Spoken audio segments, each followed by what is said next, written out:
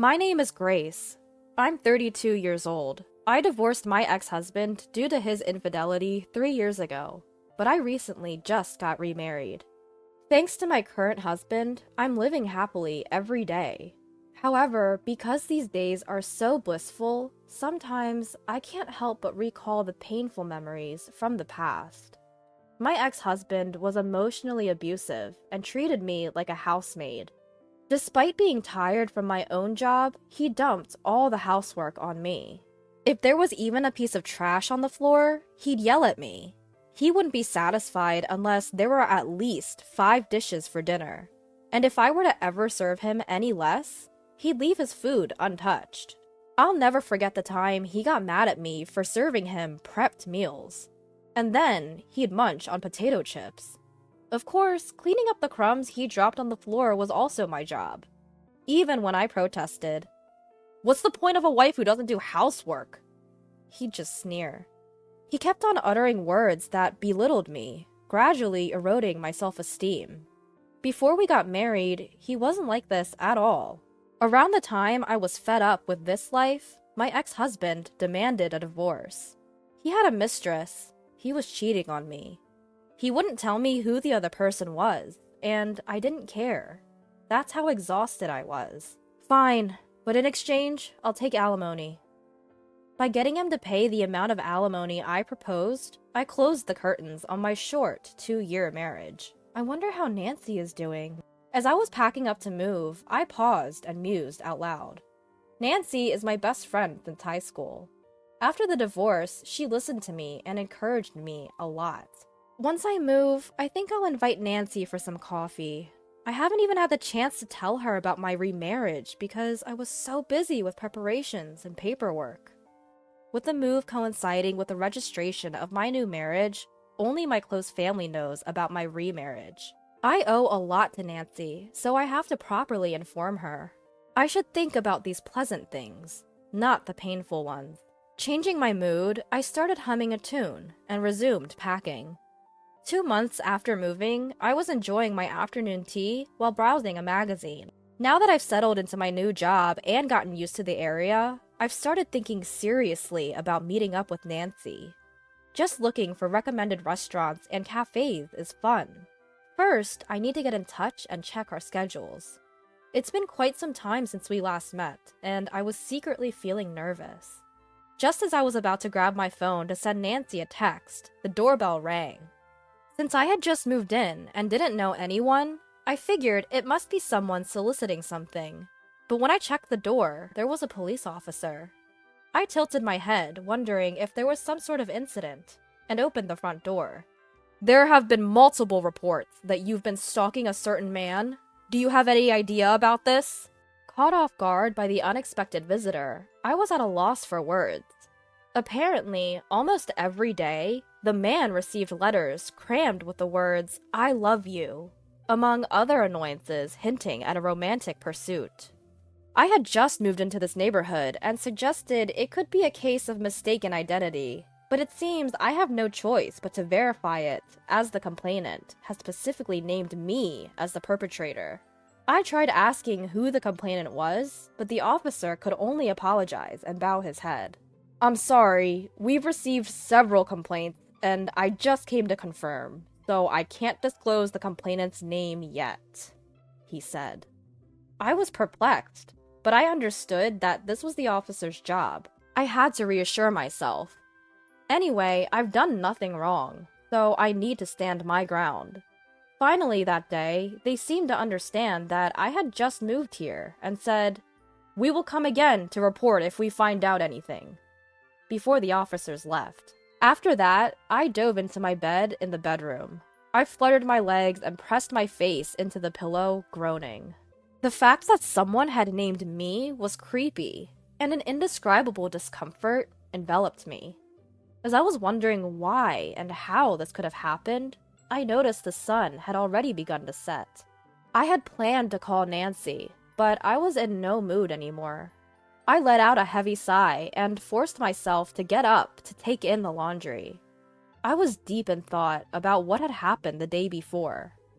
After the police left, I discussed it with my husband when he came home. and he cheered me up, saying it must be some sort of misunderstanding. Thanks to him, I was able to regain some energy, but when my husband went to work and I was left alone, my melancholy mood came back. Just then, my phone rang, and an unfamiliar number was displayed on the screen. I could have ignored it, but I had a bad feeling, so I answered the call. "Grace, it's been a while," a familiar voice said, and I held my breath. It was my ex-husband, Ray. Ray seemed to laugh at my silence. "I heard you still haven't admitted to stalking me. I'm disgusted by the police, even though I told them to investigate thoroughly," he said. At that moment, I realized that the incident the day before was caused by my ex-husband. "So you are the one who made that strange complaint to the police?" I asked, to which my husband affirmed, "Yes. You moved close to me because you still have feelings for me, right? Everyone around me is surprised by this too," he continued, misunderstanding the situation. My ex-husband, Ray, always overflowing with an odd sense of confidence, irritates me more than he knows.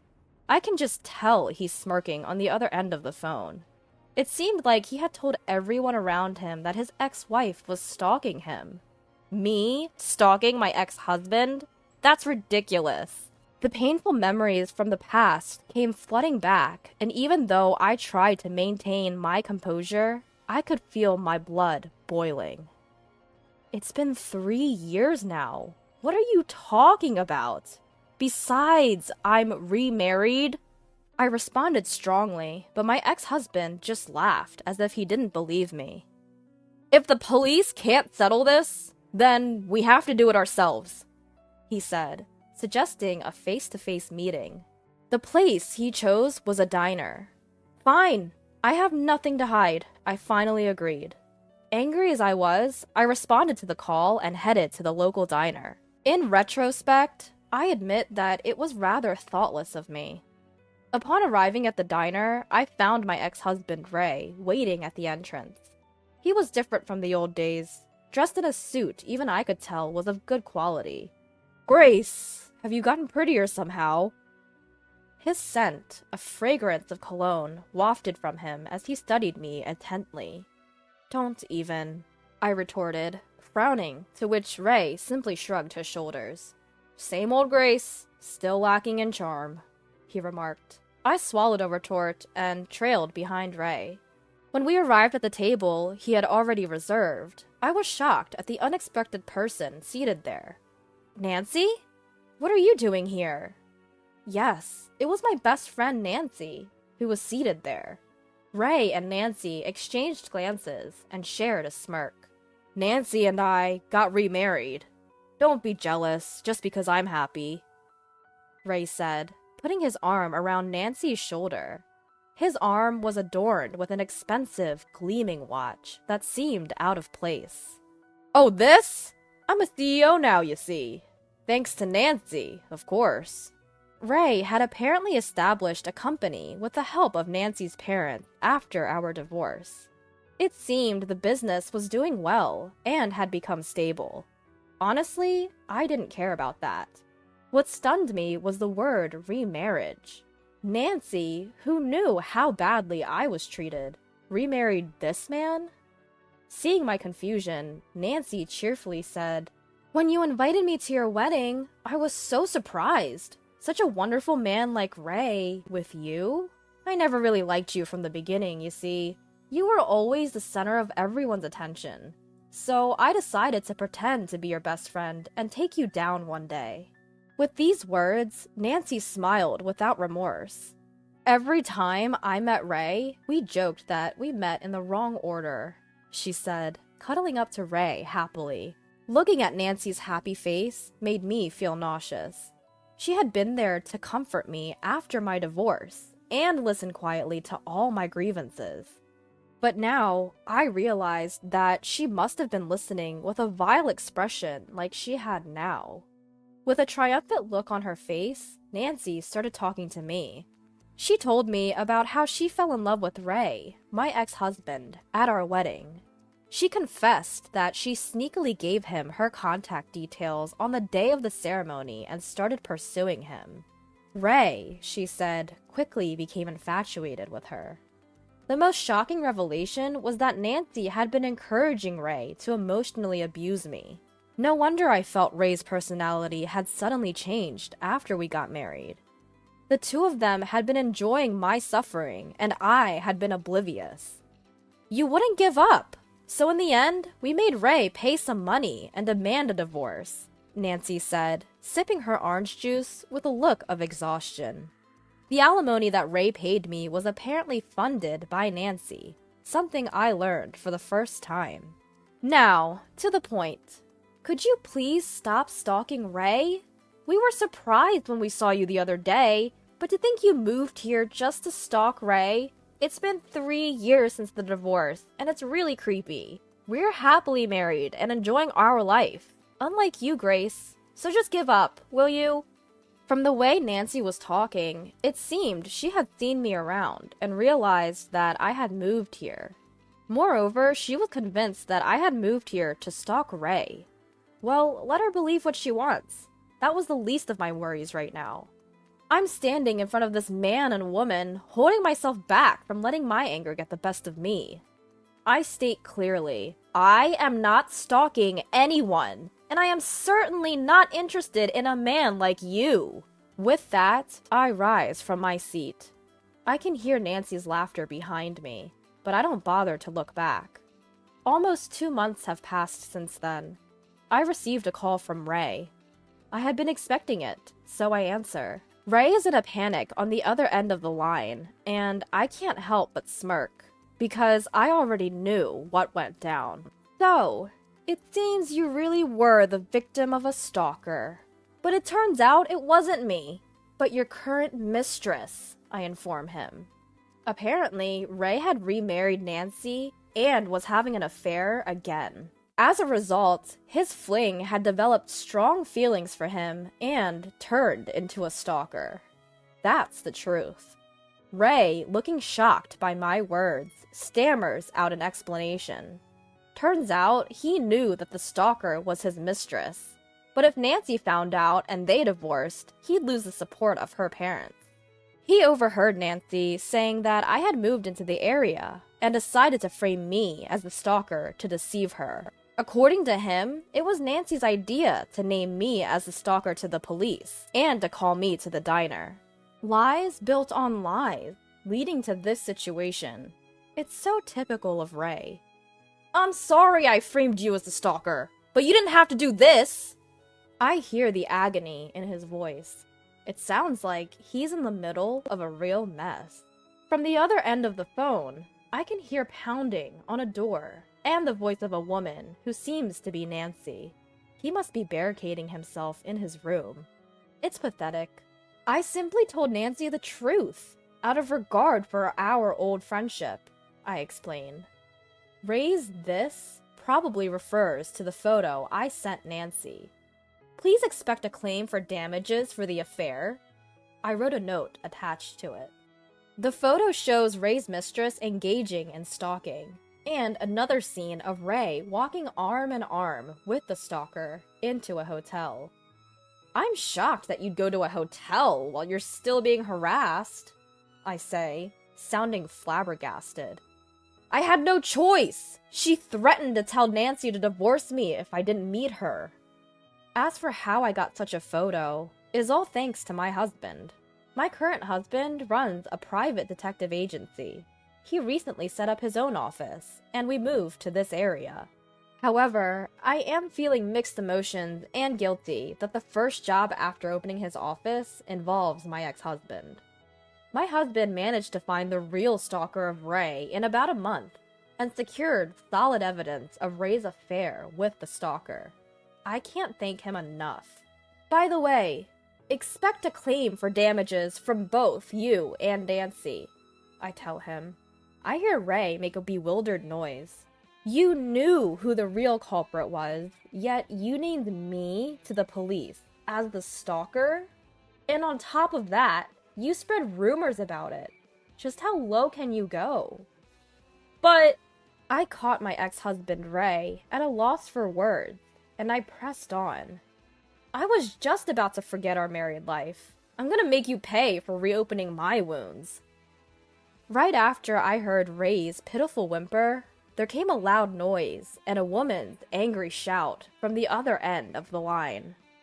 It seemed like Nancy had broken down the door and entered the room. I heard her ask, "Who were you sneaking around talking to?" And then the voice on the phone switched to Nancy.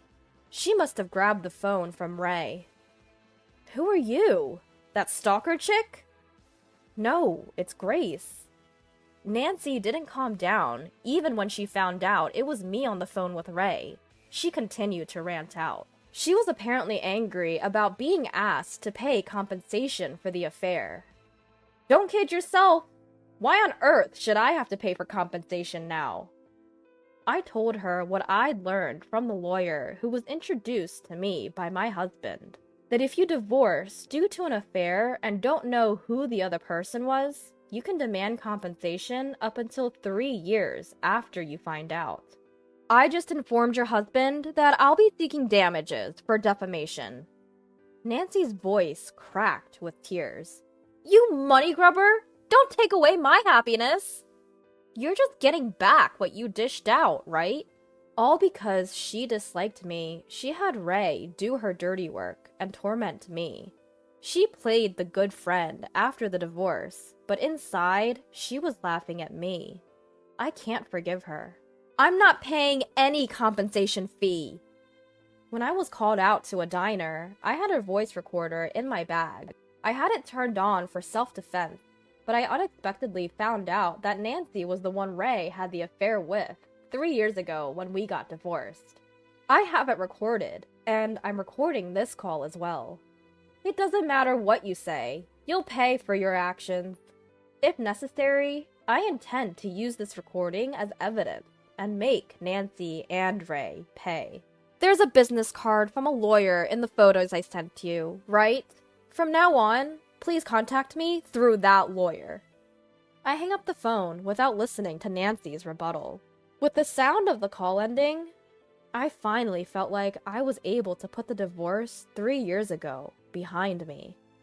Thanks to the lawyer my husband introduced, I was able to get Ray and Nancy to pay most of the compensation amount I demanded. After Nancy's parents found out about the compensation, they disowned her, and the stalkers stormed Ray's workplace and revealed their affair. Ray lost his social credibility and the support from Nancy's parents. Even now, it seems Ray and Nancy are having a hard time with the stalker from the affair. "We just moved, and you had so much going on," my husband sympathized. Despite the trouble I caused him this time, I want to cherish this man who is still kind and smiles at me. I look forward to enjoying the peaceful times that have finally arrived together.